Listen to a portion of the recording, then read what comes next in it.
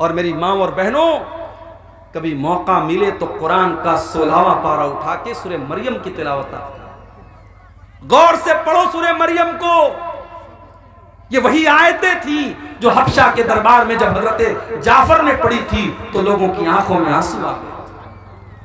उसमें जरा पढ़ो कि किस तरीके से हजरत मरियम की किरदार की अजमत अल्लाह ताला ने बयान की। इज़ अरसलना इलैहा रूहना फतमत्तल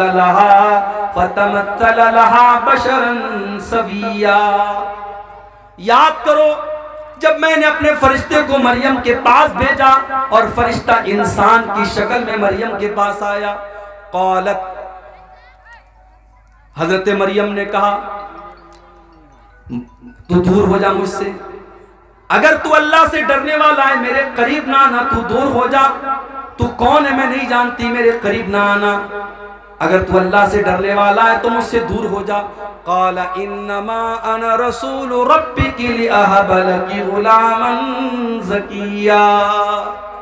फरिश्ता बोला, ऐ मरियम तुम डरो नहीं, मैं अल्लाह का फरिश्ता हूँ और मैं तुमको खुशखबरी सुनाने आया हूँ। तुम्हारे पेट से एक बच्चा पैदा होने वाला है, ईसा पैदा होने वाले, अल्लाह का नबी पैदा होने वाला है। क़ालत अन्ना यकूनु ली गुलामु वलम यमससनी बशर वलम अकु बग़िया। हजरत मरियम ने कहा, मुझे बेटा कैसे पैदा होगा, मेरा तो निकाह भी नहीं हुआ है और आज तक मुझे किसी इंसान ने टच नहीं किया है और मैं कोई बच्चलन औरत भी नहीं हूँ, मुझे बेटा कहाँ से पैदा होगा, तुम कैसी बात कर रहे हो। क़ाल कज़ालिक क़ाल रब्बुकी हुवा अलय्या हय्यन वलिनजअलहु आयतन लिन्नासि व रहमतम मिन्ना। फरिश्ते ने कहा, है मरियम ये अल्लाह का ऑर्डर है, ये अल्लाह का आदेश है, ये अल्लाह का फरमान है। अल्लाह ने कह दिया है तुझे बेटा होने वाला है तो हो जाएगा। अल्लाह के लिए कुछ भी मुश्किल नहीं है, कुछ भी अल्लाह के लिए मुश्किल नहीं है, अल्लाह के लिए सब आसान है। तुझे बेटा पैदा होगा, ये अल्लाह का फैसला हो चुका है। फ़हमलतहु फ़ंतबज़त बिही मकानन क़सिया। हजरत मरियम अल्लाह ताला के हुक्म से प्रेग्नेंट हो गई, गर्भवती हो गई। उनके पेट में ईसा अलैहिस्सलाम पलने लगे। जब उनको एहसास हुआ कि मैं पेट से हो गई तो वो बैतुल मुक़द्दस से कुछ दूरी पर जाकर के रहने लगी, कुछ दूरी पर जाकर के वो गुजर बसर करने लगी। फ़अजाअहल मख़ादु इला जिज़्इन नख़ला। बच्चे की पैदाइश का टाइम करीब आया, लेबर पेन का टाइम, जो दर्द ज़े जिसको बोलते हैं, बच्चे की पैदाइश का टाइम करीब आया। हजरत मरियम एक खजूर के पेड़ के पास जाकर के सहारा लेती हैं और सोचने लगती हैं कल ये बच्चा पैदा होगा, लोग मेरे कैरेक्टर पर सवाल उठाएंगे, लोग मेरे किरदार पर सवाल उठाएंगे। एक इज्जतदार औरत को अपने किरदार और अपनी आबरू से बढ़कर के किसी चीज की चिंता नहीं होती। मरियम ने कहा, या लैतनी मित्तु क़ब्ल हाज़ा व कुन्तु नसियम मनसिया। ऐ काश मैं मर गई होती, ऐ काश मुझे कोई जानने वाला न होता, मैं भूली बसरी हो गई होती, मुझे कोई याद करने वाला न होता। फनादाहा मिन तहतिहा अल्ला तहज़नी क़द जअल रब्बुकी तहतकी सरिया। अल्लाह के फरिश्ते ने आवाज दी, ऐ मरियम घबराओ नहीं, बच्चा पैदा होने वाला है। ऐ मरियम तुम्हें प्यास लगेगी, जरा अपने नीचे देखो, अल्लाह ने नहर जारी कर दी है, नहर जारी कर दी, तुमको पानी की कोई कमी नहीं होगी। वहुज़्ज़ी इलैकी बिजिज़्इन नख़लति तुसाक़ितु अलैकी रुतबन जनिया। और ऐ मरियम इस पेड़ को जरा पकड़ करके हिलाओ तो पकी हुई खजूरें तुम पर गिरेंगी, खजूर खाओ और पानी पियो और अल्लाह का शुक्र अदा करो। इससे उलमा ने ये इस्तिदलाल किया है कि हजरत ईसा की पैदाइश दिसंबर के महीने में नहीं हो सकती, क्योंकि खजूर के पकने का जो टाइम होता है वो मई और जून का महीना होता है। हजरत ईसा की पैदाइश मई और जून के महीने में हुई है, दिसंबर के महीने में नहीं हुई है। फ़इम्मा तरयिन्न मिनल बशरि अहदा फ़क़ूली इन्नी नज़रतु लिर्रहमानि सौमा फ़लन उकल्लिमल यौमा इंसिया। फरिश्ते ने कहा, ऐ मरियम, अगर कोई इंसान तुमको नजर आ जाए तो कहना कि मैं अल्लाह के लिए मैंने नजर मानी है। इशारे से कहना कि मैं किसी से बात नहीं करूंगी, किसी से बातचीत मत करना।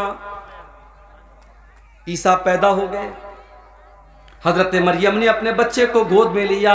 फ़अतत बिही क़ौमहा तहमिलुहु क़ालू या मरियम लक़द जीति शैअन फ़रिया। हजरत मरियम अपने दूध पीते बच्चे को अपनी गोद में लेती हैं और अपनी कौम के सामने आती हैं। कौम के लोग देखते हैं कि कुंवारी मरियम की गोद में बच्चा कहां से आ गया।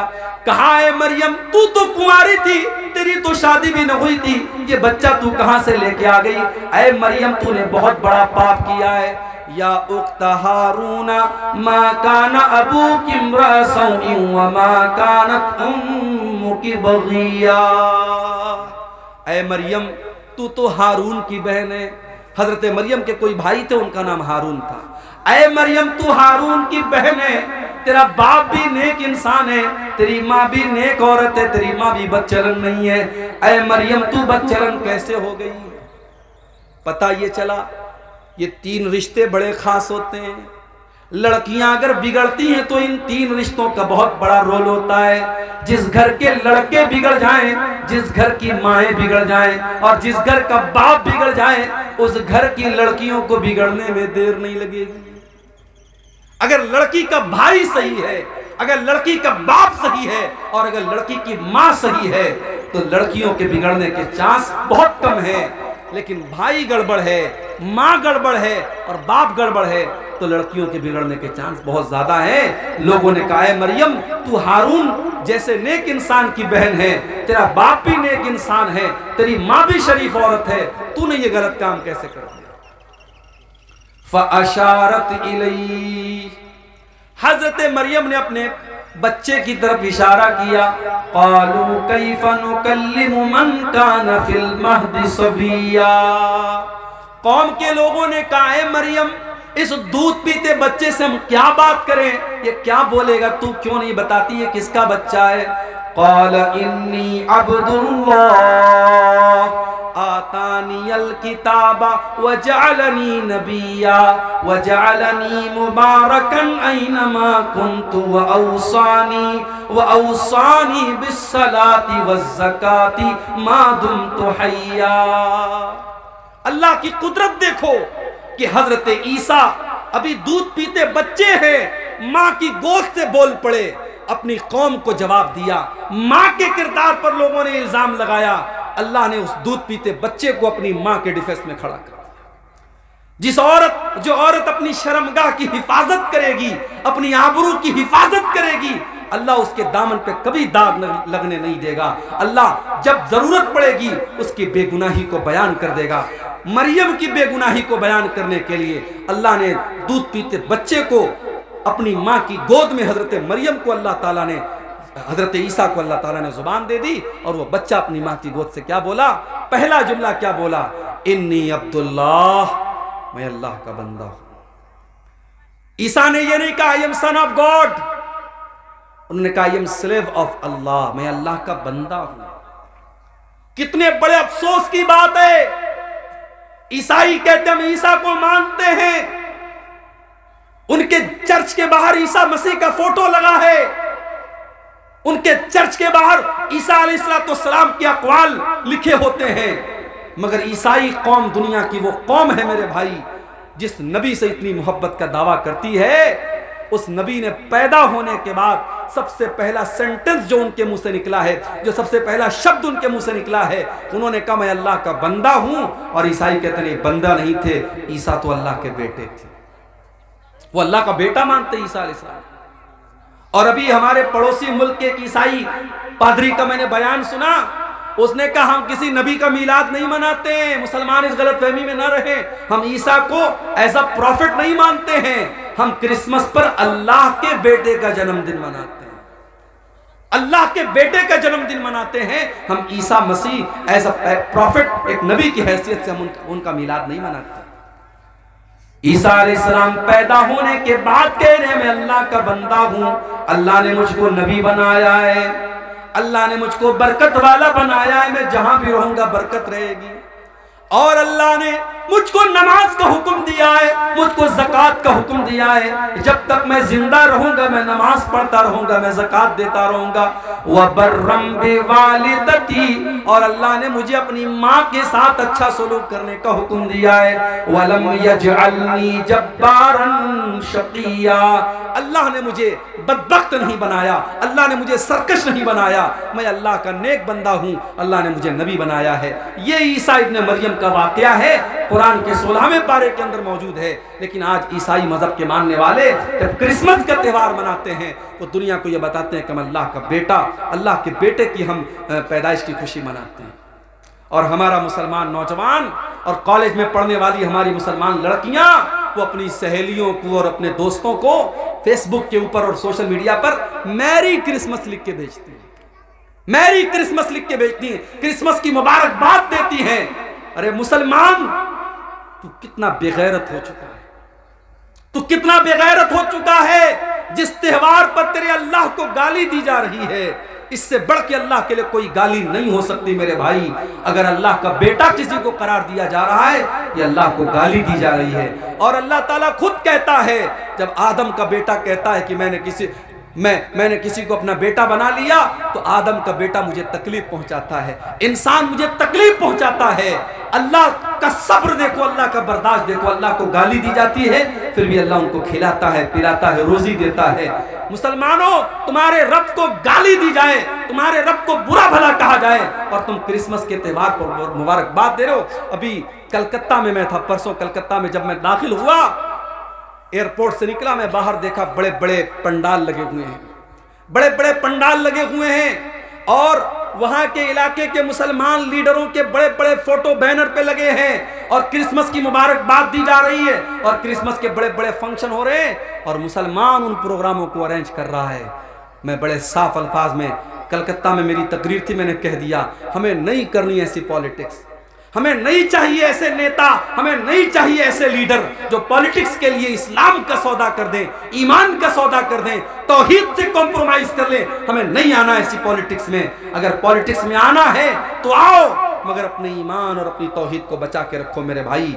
ईमान एक ऐसी दौलत है, इसकी कीमत पर दुनिया की कोई दौलत हम नहीं ले सकते, इसको कुर्बान करके दुनिया की कोई दौलत हम नहीं ले सकते। अल्लाह को गाली दी जा रही है, अल्लाह नाराज होता है जब किसी को कहा जाता अल्लाह का बेटा है। जानते हो अल्लाह कितना नाराज होता है?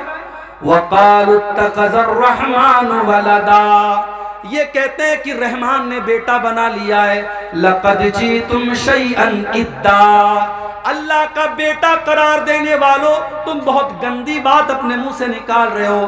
तकादुस समावातु यतफ़त्तरन मिन्हु व तंशक़्क़ुल अर्दु व तख़िर्रुल जिबालु हद्दा, इतनी खतरनाक बात तुम अपने मुंह से निकाल रहे हो कि जमीन फट जाए, आसमान फट जाए और पहाड़ गिर जाए तो उतनी बड़ी बात नहीं है जितनी बड़ी बात यह है अन दअउ लिर्रहमानि वलदा, अल्लाह का बेटा किसी को करार देना ये बड़ी खराब बात है, बहुत बुरी बात है। तो शिर्क सबसे बड़ा गुनाह है मेरे भाई। हमें अपने आप को और अपने बच्चों को भी शिर्क से बचाना है। मेरी माएँ बहनें जो बैठी हैं वो भी सुन लें, बच्चों का अकीदा बचाना आपकी जिम्मेदारी है। बच्चे को नजर लग गई, आप टीका लगाती है, टीका क्यों लगाती हैं आप? पूछिए, आप जामिअतुल इमाम बुखारी आपके करीब में है, पूछिए वहां के शेखुल हदीस आए हैं, वहां के उलमा और वहां के टीचर्स आए हैं, उनसे पूछिए आप कि ये बच्चों को नजर का जो टीका लगाया जाता है जायज है? ये जायज नहीं है। बच्चा बीमार हो गया, किसी ने आपसे कहा धागा पहना, तो धागा पहना दिया आपने, तावीज पहना दिया आपने, ये भी शिर्क है मेरी माओ में, ये भी शिर्क है। और अल्लाह के नबी की हदीस है, मन अल्लक़ तमीमतन फ़क़द अशरक, जिसने तावीज़ पहना, जिसने तावीज़ लटकाया उसने शिर्क किया। अगर अपने बच्चों को आप तावीज़ पहना रहे हैं, पढ़ते रहो, रफुल यदैन करके नमाज पढ़ते रहो, सीने पर हाथ बांधते रहो और आमीन जोर से बोलते रहो, मगर तुम अहले हदीस नहीं हो सकते, तुम सलफी नहीं हो सकते जब तक तुम्हारा अकीदा दुरुस्त नहीं है, तुम्हारी तौहीद सही नहीं है। अपनी तौहीद की हिफाजत करो मेरे भाई, अपने बच्चों की तौहीद की हिफाजत करो। इब्राहीम अलैहिस्सलाम जैसा पैगंबर दुआ करता है, वजुनुबनी व बनिया अन नअबुदल असनाम, आय अल्लाह तू मुझे भी बुत परस्ती से बचाना और मेरी औलाद को भी तू शिर्क से बचाना। मेरी औलाद कहीं बुत परस्ती में न पड़ जाए, मेरी औलाद कहीं शिर्क में न पड़ जाए। अगर इब्राहिम जैसे पैगंबर को अपनी औलाद की चिंता है तो आपको भी चिंता होनी चाहिए, आपको भी फिक्र होनी चाहिए अपनी औलाद। और आगे बढ़िए। नबी अकरम से पूछा गया सबसे बड़ा गुनाह क्या है? आपने फरमाया कि अल्लाह के बराबर किसी को करार देना। पूछा गया अय अल्लाह के नबी उसके बाद सबसे बड़ा गुनाह क्या है? आपने फरमाया अन तक़तुल वलदक खशियत अन यतअमा माक, अपनी औलाद को कत्ल कर दो इस डर से कि वो तुम्हारे साथ खाएगी। आजकल नारा लगता हम दो हमारे दो, तीसरा आ जाएगा तो खिलाएंगे कहां से? तू खिलाता है क्या? तेरी औकात है? तेरी औकात है तू खिलाएगा? नहीं। अगर ये समझते हो कि तुम अपने बच्चों को खिला रहे हो, इस गलत फहमी को दूर कर लो मेरे भाई। वला तक़तुलू औलादकुम खशियत इमलाक, अपनी औलाद को कत्ल न करना। कभी अपनी औलाद को ये सोच करके कत्ल न करना कि हम उनको कहां से खिलाएंगे। नहनु नरज़ुकुहुम व इय्याकुम, उनको भी रोजी हम देते हैं और तुमको भी रोजी हम देते हैं। औलाद की रोजी औलाद लेके आती है मेरे। कभी गौर करना, शादी के पहले आप कितना कमाते थे और शादी के बाद फिर आप कितना कमाने लगे। और जब बच्चा पैदा हुआ, अगर ईमानदारी से बात करो, बच्चा पैदा होने के बाद अल्लाह ताला और रोजी में बरकत देता है, क्योंकि बच्चा जब पैदा हुआ अपना मुकद्दर वो लेके आया। दूसरा बच्चा पैदा हुआ, अपना मुकद्दर लेके आया।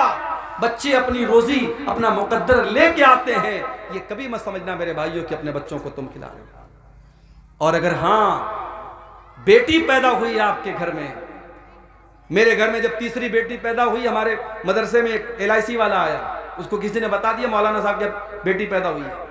उसने कहा मौलाना साहब बेटी पैदा हुई? मैंने कहा हाँ। वो मुझको समझाने लगा आपकी बेटी अभी बड़ी होगी, शादी करना पड़ेगा, बहुत खर्चा आएगा, उसको पढ़ाना होगा, ये करना होगा। आप ये पॉलिसी ले लीजिए, 18 साल अभी आप धीरे धीरे पैसा जमा करेंगे, 18 साल बाद आपको इतना पैसा मिलेगा, जब आपकी बेटी जवान होगी आपके पास शादी के लिए पैसा हो जाएगा। यानी आज बेटी पैदा होती नहीं है कि लोगों के माथे पर चिंता की लकीरें आने लगती हैं, लोग प्लान बनाने लगते हैं 18 साल बाद। वजह क्या है मेरे भाइयों? आज बेटियों को बोझ बना दिया गया है। आज बेटी अगर पैदा हो जाए तो माँ बाप का चेहरा भी उदास हो जाता है कि तो बहुत बड़ी जिम्मेदारी मेरे घर में आ गई। बेटा होता तो कमा के लाता, ये तो बेटी आ गई, अब तो इसकी शादी भी करना होगा, इसको पढ़ाना भी होगा, इसके ऊपर खर्च करना होगा और शादी के मौके पे लंबा चौड़ा जहेज भी देना पड़ेगा। मेरे भाइयों, हमने अपने रस्मों रिवाज की वजह से और अपने झूठे रस्मों रिवाज की वजह से हमने बेटियों को बोझ बना दे दिया है। माफ करना, बेटी बोझ नहीं है, बेटी लानत नहीं है, बेटी तो रहमत होती है, बेटी तो जन्नत का टिकट लेकर के आती है। अल्लाह के नबी फरमाते हैं मन आला जारियतैनि हत्ता तबलुगा जाअ यौमल क़ियामति अना व हुवा कहातैन। आपने अपनी दोनों उंगलियों से इशारा करके फरमाया कि दो बेटियों को जिसने पाला और दो बेटियों की जिसने सही तरीके से परवरिश की, वो जन्नत में अपने नबी के साथ रहेगा। वो कयामत के दिन इस तरीके से नबी के साथ आएगा जैसे ये दोनों उंगलियां एक दूसरे के साथ आती हैं। मगर आज 2024 शुरू होने वाला है, एक दिन के बाद 2024 शुरू हो जाएगा। हमारा भारत चांद पर पहुंच चुका है, चंद्रयान हमारा भारत का चांद पर पहुंच चुका है। मगर आज भी हर साल हमारे भारत में हजारों की तादाद में बेटियां अपनी मां के पेट में मार दी जाती है। एबॉर्शन कराया जाता है, उन बेटियों को मां के पेट में मार दिया जाता है। 1400 साल पहले अरब के अंदर ऐसे भी कबीले थे, बेटी पैदा होती थी उसको ले जाकर के जिंदा जमीन में गाड़ देते थे। मगर आज का इंसान इतना बेरहम हो चुका है, उस बेटी को पैदा होने भी नहीं देता है, मां के पेट में उसको खत्म कर देता है। और आप जाकर के YouTube पर आप देखिए, जब एबॉर्शन किया जाता है तो बड़ी बेरहमी से उस मासूम बच्ची को या बच्चे को मां के पेट में उसके टुकड़े टुकड़े किए जाते हैं, उसके बदन का कीमा कीमा कर दिया जाता है और वो बेचारा बच्चा जो अभी प्रोसेस में था, अभी पैदा होने वाला था, अभी माँ के पेट में था, उसको दवाओं के जरिए और ऑपरेशन के जरिए खत्म कर दिया जाता है। मेरे प्यारे साथियों, औलाद को कत्ल करना ये बहुत बड़ा पाप है।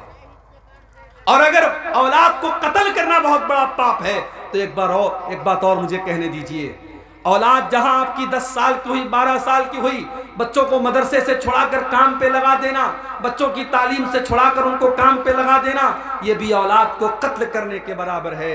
अगर आप अपने बच्चों की तालीम पर तवज्जो नहीं देते, अपने बच्चों को पढ़ाने के ऊपर तवज्जो नहीं देते, मैं कहता हूं 2 रोटी की जगह आधी रोटी खाओ, 1-2 टाइम के बजाय 1 टाइम खाना खाओ, मगर अपने बच्चों की तालीम से कॉम्प्रोमाइज मत करो। आपका बेटा पढ़ेगा, कल तरक्की करेगा और आपकी जिंदगी में सुकून लाएगा।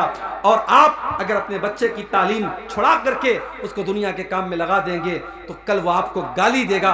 जब जमाने के तकाजों से वो टकराएगा और उसे लगेगा काश मैं पढ़ा लिखा होता, तो अपने बाप और माँ को वो गाली देगा। मेरे भाइयों, कभी भी अपने बच्चों की तालीम अपनी माशी मुश्किलात की वजह से मत छुड़ाओ। कोशिश करो कि बच्चा हमारा तालीम जारी रखे। बच्चों की तालीम छुड़ा करके उनको काम में लगाना, ये भी औलाद को कत्ल करने के बराबर है। इस दौर में हम जानते हैं जो लड़का पढ़ा लिखा ना हो उसकी जिंदगी बड़ी परेशानी की होती है। वो कहीं कोई नौकरी नहीं कर सकता, कहीं वो कोई किसी चीज में हिस्सा नहीं ले सकता। आज अपने बच्चों की तालीम पर तवज्जो देना भी जरूरी है। और आगे बढ़िए, तीसरी चीज, अल्लाह के नबी से पूछा गया कि फिर सबसे बड़ा गुनाह क्या है? आपने फरमाया अंतुजानिया हलील तजारिक, अपने पड़ोसी की बीवी के साथ जिना करना।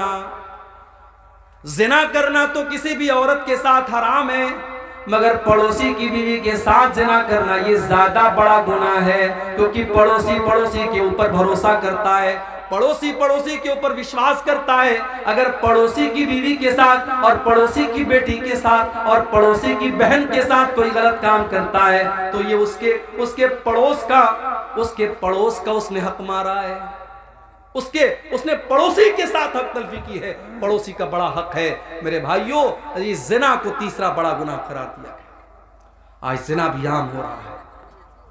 आपके किशनगंज के इलाके में मुसलमान लड़कियों को इस्तेमाल किया जा रहा है, उनको दूसरों के बिस्तरों तक लेके जाया जा रहा है। हमारे पास ये न्यूज तक मौजूद है कि आज मुसलमान लड़कियों को वेश्यावृत्ति में डाला जा रहा है, उनके जिस्म के साथ खेला जा रहा है। ये हालात, कितनी गरीब घरों की लड़कियां हैं, आज उनके साथ ये हालात भी किए जा रहे हैं। मेरे भाई, हमें इस समाज को जिना से बचाना है। मेरे भाई, लड़की गरीब घर की हो, अमीर गरीब घर की हो, लड़का अमीर घर का हो, गरीब घर का हो, निकाह के लायक हो जाए तो उसका निकाह कर देना चाहिए, शादी कर देनी चाहिए। और शादी के रास्ते में जो रुकावटें, खत्म करो इनको। ये सहाबा का दौर नहीं है, ये ताबईन का दौर नहीं है, ये फितनों का दौर है। अगर आपने अपने बच्चों और बच्चियों की सही टाइम पर शादी नहीं की तो फितने पैदा होंगे। और अल्लाह के नबी फरमा चुके हैं, आपने फरमाया इज़ा खतब इलैकुम मिम्मन तर्ज़ौना दीनहु व खुल्क़हु फज़व्विजू। तुम्हारे लड़के के लिए, तुम्हारी लड़की के लिए जब अच्छा रिश्ता आ जाए, दीनदार घर का रिश्ता आ जाए, तो अपनी लड़कियों की शादी कर दिया करो। इल्ला तफ़अलू, अगर तुम ऐसा नहीं करोगे, तकुन फितनतुन फिल अर्ज़, तो जमीन के अंदर फितना फैल जाएगा, व फसादुन अरीज़, और बहुत बड़ा फसाद फैल जाएगा।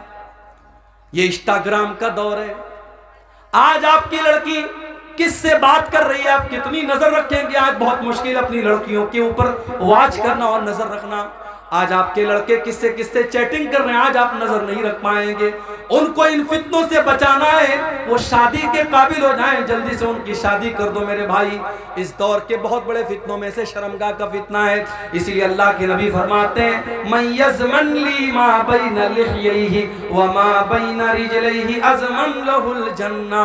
जो मुझे जुबान की गारंटी दे दे और शर्मगाह की गारंटी दे दे, मैं उसे जन्नत की गारंटी देता हूं। तो जिना से बचाना है अपना।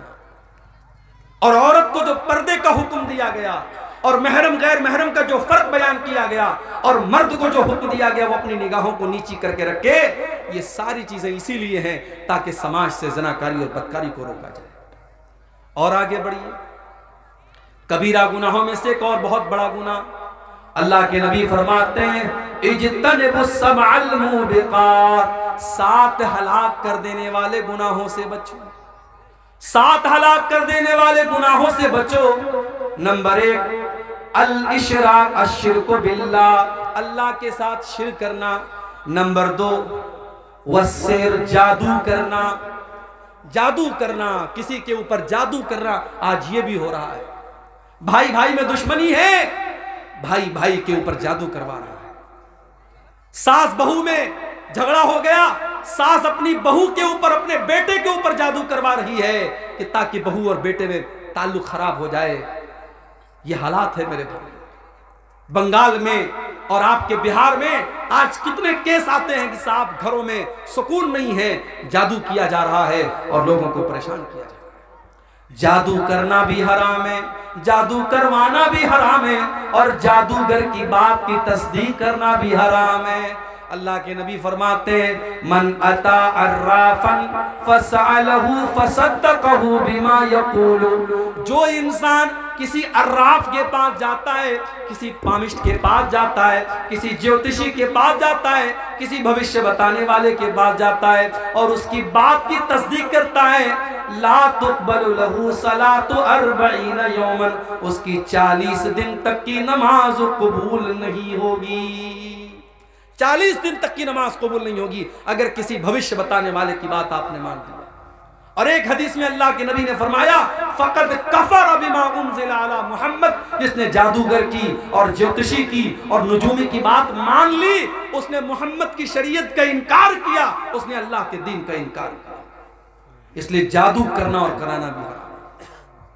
उसके बाद अल्लाह के नबी फरमाते हैं व क़त्लुन नफ्सिल्लती हर्रमल्लाहु इल्ला बिल हक़्क़ि, किसी निर्दोष की हत्या करना, किसी बेगुनाह का खून बहाना, यह भी इस्लाम के अंदर हराम है, कबीरा गुनाह है। इस्लाम इजाजत नहीं देता है किसी बेकसूर की हत्या करने की, और अगर कोई किसी की हत्या कर दे तो इस्लामी कानून में सजा यह है हत्यारे को भी कत्ल किया जाएगा। अगर किसी ने किसी की जान ले ली तो कातिल को भी कत्ल कर दिया जाएगा। हाँ, जिसकी हत्या हुई है, जिसका मर्डर हुआ है, अगर उसके घर वाले माफ कर दें अलग बात है। अगर माफ कर दें और दियत ले ले, जो एक बड़ा अमाउंट होता है, लाखों में अमाउंट होता है, वो अमाउंट लेकर के वो माफ कर दें अलग बात है, वरना कातिल की भी गर्दन मारी जाएगी, कातिल को भी कत्ल किया जाएगा। इस्लाम बहुत सख्त है इस मामले में। इस्लाम में किसी निर्दोष की हत्या करने की इजाजत नहीं है। मन क़तल नफ्सन बिग़ैरि नफ्सिन औ फ़सादिन फ़िल अर्दि फ़कअन्नमा क़तलन्नास जमीआ, एक निर्दोष की हत्या करने वाला और एक बेकसूर को मारने वाला पूरी मानवता का कातिल है। 2000 मुसलमानों का खून बहाने वाले आज मुल्क के बड़े बड़े ओहदों पर विराजमान है। अल्लाह की अदालत का इंसाफ बाकी है। एक इंसान की हत्या करने वाला अगर पूरी मानवता का कातिल है तो सोचो मेरे भाइयों, हजारों लोगों के खून की होली खेलने वालों का अंजाम क्या होगा। एक फिरौन था जो बच्चों को मरवा दिया करता था, एक फिरौन था जो बच्चों को कत्ल करवा देता था। इस वक्त फलस्तीन के बच्चों को मारने वाला एक फिरौन है जो बच्चों को भी मरवा रहा है, जो औरतों को भी मरवा रहा है, जो बड़ों को भी मरवा रहा है, जो हॉस्पिटलों के ऊपर बम बरसा रहा है, जो कब्रों से निकाल करके मुसलमानों की कब्रों पर भी बुलडोजर चला रहा है। अल्लाह ऐसे जालिमों को उनके अंजाम तक पहुंचा दे मेरे भाई। इस्लाम ने निर्दोष की हत्या करने को बहुत बड़ा पाप करार दिया है। और आगे बढ़ो, वह अकलुर रिबा, और सूद और ब्याज खाना भी बहुत बड़ा गुनाह है। आज मुसलमान सूद खा भी रहा है, खिला भी रहा है। आपके इसी बिहार में बंधन लोन के नाम से, औरतों के नाम से कितने लोग लोन ले रहे हैं। 1 लाख लोन लेकर के 1,10,000 दे रहे हैं। मेरे भाई, जिस तरीके से सूद लेना हराम है उसी तरीके से सूद देना भी हराम है। अल्लाह के नबी फरमाते हैं लानल्लाहु आकिलर रिबा व मुकिलहु व कातिबहु व शाहिदैहि। आपने फरमाया कि सूद खाने वाला, सूद खिलाने वाला, सूद की गवाही देने वाला और सूद लिखने वाला, सब पर अल्लाह की लानत हो। और आगे आपने ये भी फरमाया वहुम सवा, ये सब के सब बराबर हैं। खाने वाला और खिलाने वाला बराबर है। इसलिए मेरे भाई, सूद और ब्याज से अपने दामन को बचा के रखो। जानते हो इतना बड़ा गुनाह है सूद और ब्याज का खाना कि अल्लाह कुरान में कहता है फ़इल्लम तफ़अलू फ़अज़नू बिहर्बिम मिनल्लाहि व रसूलिही। ऐ ब्याज खाने वालों, ऐ ब्याज खोरो, ऐ सूद खोरो, अगर तुम अपने ब्याज खाने से बाज नहीं आओगे तो अल्लाह से जंग करने के लिए तैयार हो जाओ, उसके रसूल से जंग करने के लिए तैयार हो जाओ। अरे कौन है जिसके अंदर अल्लाह से जंग करने की ताकत है? कौन है जिसके अंदर अल्लाह से लड़ाई करने की ताकत है? तो सूद खाना भी बहुत बड़ा गुनाह है। और जब सूद की बात आई है तो एक बात और बताता हूं, सट्टा और जुआ खेलना भी हराम है। इन्नमल खम्रु वल मैसिरु वल अंसाबु वल अज़लामु रिज्सुम मिन अमलिश शैतान। शराब पीना और जुआ खेलना और गैरुल्लाह के आस्थाने पर जाकर के वहां सर झुकाना और पासे के तीर निकालना किस्मत का हाल मालूम करने के लिए, ये सब गंदे काम हैं, ये सब शैतान के काम हैं। इनसे बचो तभी तुम कामयाब हो सकते हो।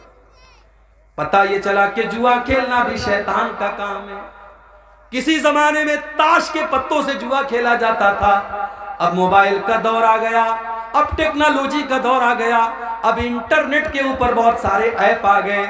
अभी क्रिकेट का वर्ल्ड कप चल रहा था, एक एक बॉल के ऊपर सट्टा खेला जा रहा था। आज कितने सारे ऐप हैं जिसके अंदर जुआ खेलने की और सट्टा की अलग अलग शक्लें आ रही हैं। याद रखो मेरे भाई, मेरे नौजवान साथियों, पैसा कमाना है तो बिजनेस करो, पैसा कमाना है तो हलाल तरीके से पैसा कमाओ। बहुत सारे रास्ते हलाल तरीके के हैं, हराम रास्ता मत अपनाओ, ब्याज का रास्ता मत अपनाओ और सट्टा और जुआ का रास्ता मत अपनाओ। याद रखो, हराम कमाई से पैसा कमा भी लोगे तो उसमें बरकत नहीं होगी। अल्लाह के नबी फरमाते हैं याती अलन नासी ज़मानुन ला युबालिल मरउ मिन ऐना खज़ल माल। एक ऐसा जमाना लोगों पर आने वाला है जब लोग परवाह नहीं करेंगे कि पैसा हलाल तरीके से कमा रहे या हराम तरीके से कमा रहे। जानते हो बनारस में साड़ी का कारोबार होता है, जानते होंगे आप लोग। साड़ी के कारोबार में बनारस में किसी जमाने में साड़ियों में फिगर चलता था, मोर की तस्वीर बनी है, कौवे की तस्वीर बनी है, चिड़िया की तस्वीर बनी है। तो किसी दौर में जब बनारस में कोई ऐसी साड़ी बनवाता था तो लोग कहते थे ये तस्वीर का कारोबार कर रहा है, तस्वीर बना रहा है। उस फिगर बनाने वाले के घर में लोग खाना नहीं खाते थे कि ये हराम खा रहा है। लेकिन अब कितने ऐसे लोग हैं बनारस में जो इसी का कारोबार कर रहे हैं। अब वो दीनदारी नहीं बची, अब वो तकवा नहीं बचा, अब लोग फिगर का काम आमतौर से कर रहे हैं।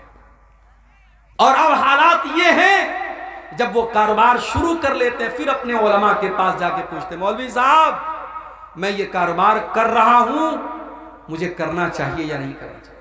हालांकि होना क्या चाहिए था कि पहले सवाल करते फिर कारोबार शुरू करते, मगर कारोबार शुरू करने के बाद पूछते हैं और पूछते नहीं है। उलमा से फतवा नहीं पूछते हैं, वो उलमा के मुंह में अपनी जुबान डालना चाहते हैं। वो चाहते हैं कि जो मेरे दिल में है आलिम की जुबान से वो निकल जाए। अगर अब्दुल गफ्फार साहब से पूछा, उन्होंने अगर हमारे मतलब का जवाब नहीं दिया तो हम मुनव्वर साहब से पूछेंगे। मुनव्वर साहब ने हमारे मतलब का जवाब नहीं दिया, मौलाना नूर इस्लाम साहब से पूछेंगे। उन्होंने जवाब नहीं दिया, मौलाना मुजम्मिल मदनी साहब से पूछेंगे। उन्होंने जवाब नहीं दिया, किसी और से पूछेंगे। हमें अपने मतलब का फतवा चाहिए। हमने उलमा को अपनी मर्जी का गुलाम बनाना चाहा है। माफ करना मेरे भाई, उलमा आपके गुलाम नहीं है। उलमा की इज्जत और एहतराम करना सीखो। अल्लाह के नबी ने फरमाया अल उलमा वरसतुल अंबिया, नबियों के वारिस हैं ये उलमा। नबियों की वरासत इल्म है, नबियों की वरासत दौलत नहीं है। और उलमा ने नबियों की वरासत को पाया है, और जो उलमा है उनके पास नबी की वरासत, उनके पास इल्म दीन है। बंगाल में कलियाचक में गया, एक मस्जिद के इमाम साहब मुझे मिले, उनकी आंखों में आंसू आ गए।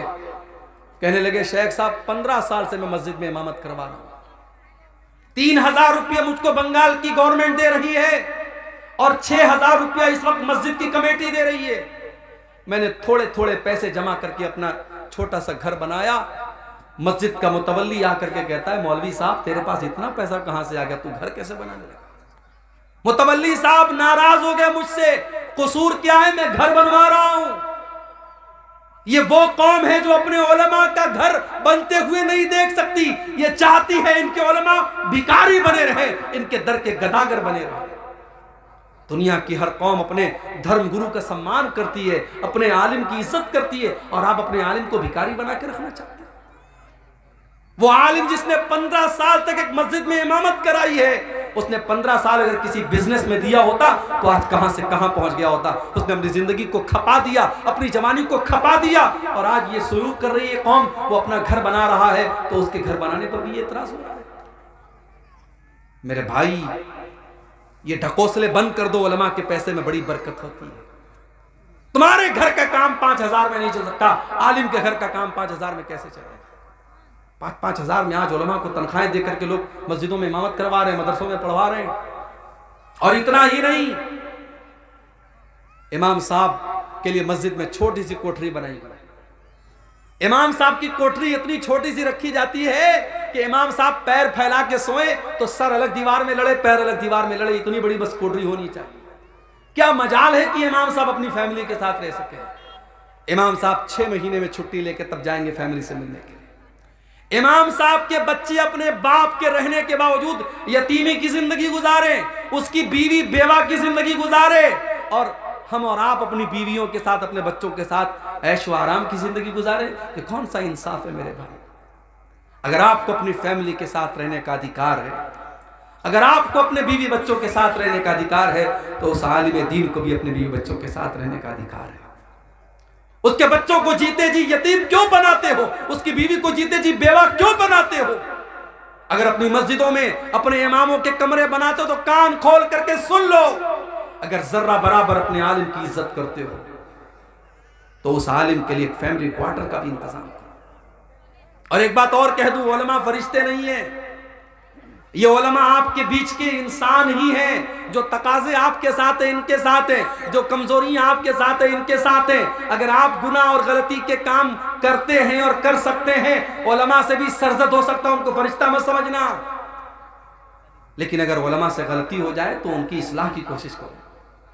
तुम्हें नजर आ गया फला आलिम ने कोई गलत काम कर दिया, अकेले में ले जाके समझा दो, मौलवी साहब समाज पर बड़ा गलत असर पड़ेगा। हमारे यहां तो साहब बाल की खाल निकाली जाती है।